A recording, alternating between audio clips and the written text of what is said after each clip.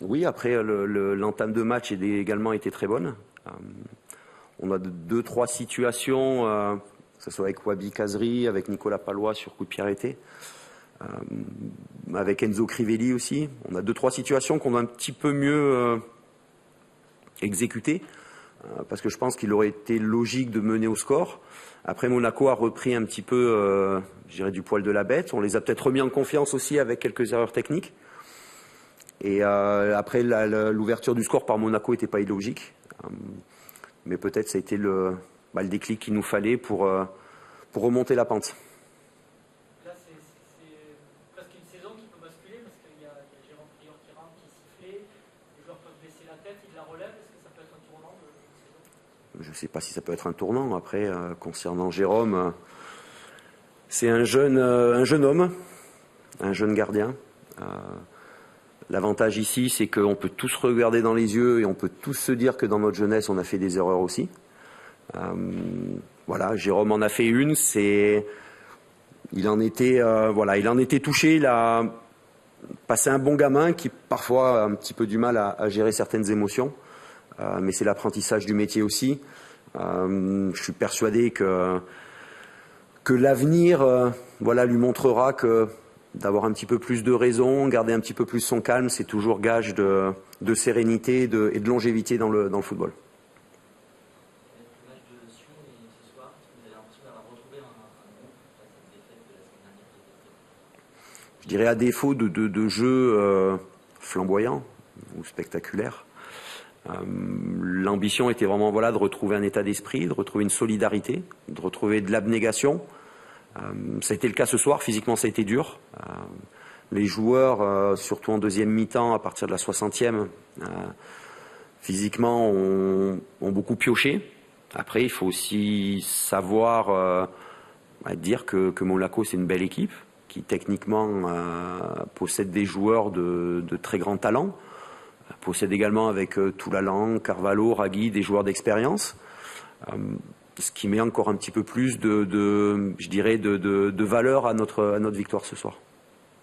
Vous n'aimez pas trop le mettre en valeur, mais Enzo Crivelli a fait un beau match encore ce soir. Donc le but peut-être Ça me suffit. S'il fait marquer, qu'il marque, c'est pas important. C'est l'efficacité. Enzo comprend petit à petit qu'un match c'est long, une saison peut être longue aussi, une carrière peut être longue. Mais pour les attaquants, le jeu simple, le jeu en une touche, le jeu en déviation, c'est un point fort dans le football. Et voilà, Enzo est en train de simplifier petit à petit son jeu. Avec, je dirais, la répétition des matchs pour lui. C'est un élément important parce qu'un joueur qui reste sur le banc a du mal à progresser. Après, on connaît Enzo, je dirais, ses qualités naturelles de travailleur, d'abnégation. Et dans des situations un petit peu compliquées comme on a pu vivre ces dernières semaines, c'est aussi sur ce genre de joueur sur lequel on aime s'appuyer. Il y a aussi la finesse technique dans ses remises, dans son jeu de remise, parce qu'il y a l'occasion de cadrer en première mi-temps, il y a le but de David, c'est pas la première fois qu'il fait marquer. Non, c'est le travail. Il travaille dur, il travaille bien.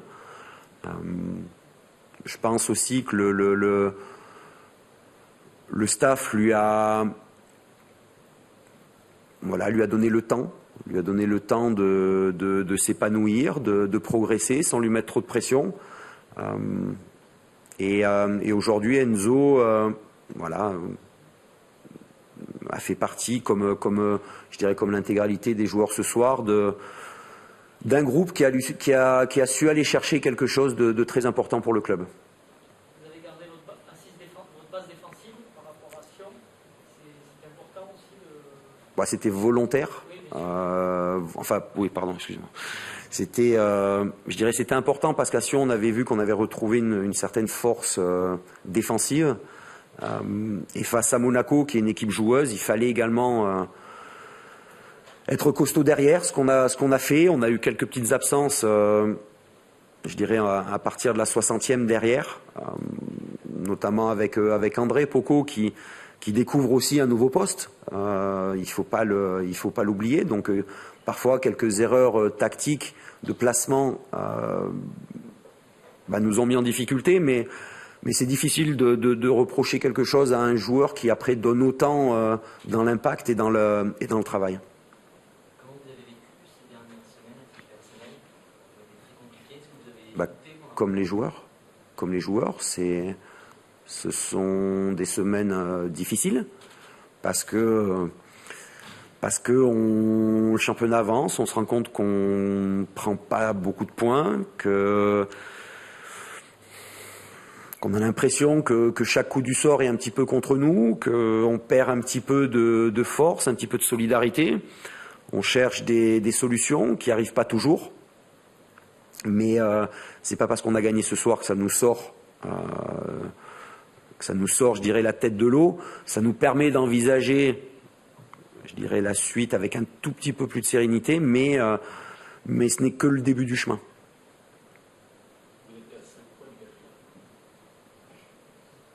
On va éviter d'en parler.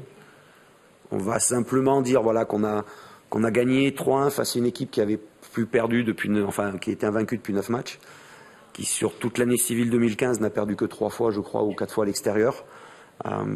Donc ça montre la performance de ce soir. Est-ce que c'est compliqué d'avoir une équipe à Genève qui est tout le temps dans la réaction et qui réagit finalement quand elle est au bord du précipice? Comment essayer de leur faire comprendre que ce soit toutes les semaines? Mais c'est peut-être aussi le staff et moi-même en premier, j'endosse aussi la responsabilité de ça parce que c'est un problème récurrent et je dirais, mis à part le match de Lyon cette année et à un degré moindre Nantes, c'est vrai qu'on a toujours été obligé un petit peu de réagir. C'est difficile, mais il vaut mieux réagir que d'accepter. Cédric, on nous a dit c'est l'importance du genou. Est-ce que c'est... Le genou a un petit peu bougé sur une frappe. On verra ça dans les prochains jours plus précisément. Nicolas, tout à l'heure, vous réitérez sa confiance ce matin dans une interview à HUS. Est-ce que une forme de demande, parce que selon vous, cette victoire, c'est une forme de demande de cette confiance, et est-ce que tout ça vous rassure? J'étais pas sur le terrain ce soir, donc moi je pouvais pas lui rendre la confiance qui m'avait témoigné. Ce sont les joueurs qui l'ont fait. Je crois qu'il a eu des mots très, très sages, je dirais en grand patron d'entreprise, de grande entreprise, où voilà, il le sait mieux que quiconque. Parfois il y a des moments difficiles, mais je pense que c'est quand on passe par des moments difficiles qu'on forge des groupes, qu'on forge des caractères, qu'on forge des joueurs. Et j'espère que l'avenir sera par contre un petit peu plus ensoleillé que ces dernières semaines. Merci.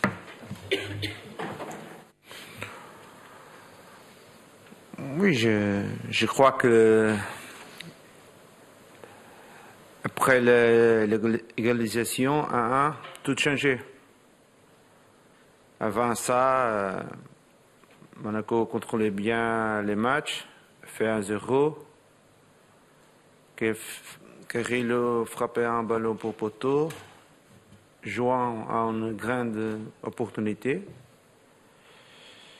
Et après l'égalisation, l'adversaire gagnait confiance. Et il fait le deuxième but en 5 minutes.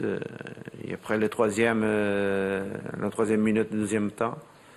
Et après seulement une bonne réaction les dernières 20-25 minutes de notre équipe pour essayer de changer la chose avec le changement. Mais je crois que l'équipe joue plus de 40 minutes. C'est difficile de faire le deuxième but. Pour vous, c'est un problème physique ou mental?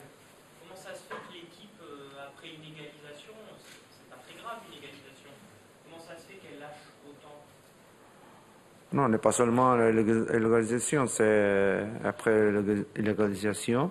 Il fait le deuxième but infilé, et après il termine les premiers mi-temps. Et après il débute le deuxième mi-temps, le 3.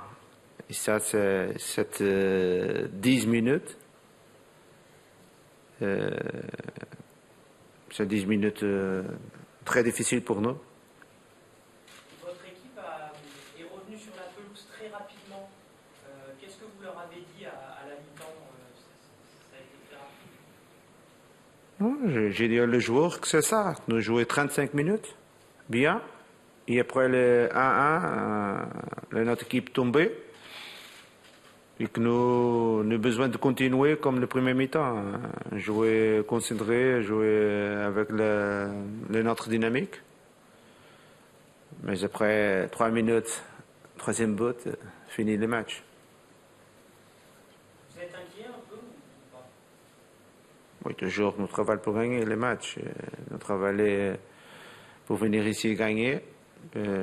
Normalement, nous sommes dessous. C'est le foot. Voilà, maintenant, c'est récupérer bien l'équipe, travailler bien pour les prochains 15 jours pour faire un bon match à la maison. Et aussi pour continuer notre travail. Est-ce que le fait que Bordeaux était un peu dans la crise, est-ce que ça a un peu joué? Il y a peut-être plus d'envie, d'agressivité de la part de Bordeaux? Est-ce que c'est ça qui a fait la différence? Non, je pense que la différence, c'est tout est bien pour le match. Tu fais un but, tu envoies un ballon pour poteau. Tu as autre opportunité pour faire le deuxième. Après, l'adversaire fait un but pour une situation pas normale. Donne la motivation et tout change. Il n'est pas pour l'adversaire. L'adversaire aussi fait le travail. Je crois que le match, c'est ça.